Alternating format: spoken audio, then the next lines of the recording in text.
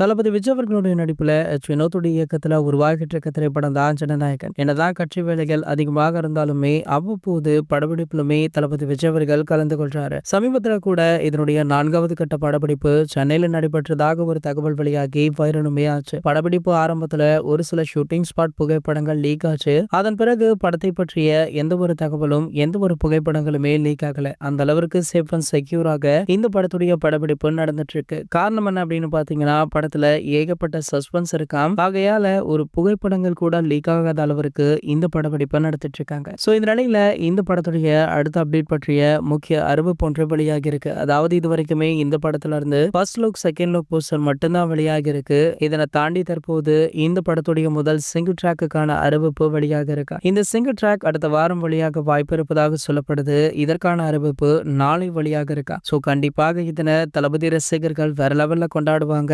அப்படின்னுமே எதிர்பார்க்கப்படுது. ஒரு சில வருடங்களுக்கு பின்பு இந்த படத்தின் மூலம் தளபதி விஜய் அவர்களுடன் அனிருத் அவர்கள் இணைச்சிருக்காரு. சோ இவங்களுடைய காம்போல இதற்கு முன்னாடி வெளியான அனைத்து படங்களுடைய பாடல்களுமே சூப்பர் டூப்பர் ஹிட் அடிச்சிருக்கு. அந்த வரிசையில இந்த படமுமே இடம்பெறும் அப்படின்னுமே எதிர்பார்க்கலாம். இது போன்ற தளபதியை பற்றி வெளியாகும் அனைத்து செய்திகளுமே நீங்கள் உடனே தெரிஞ்சுக்க நம்மளுடைய தளபதி டாக்கீஸ் அப்படின்ற நம்ம சேனலை சப்ஸ்கிரைப் பண்ணிக்கோங்க.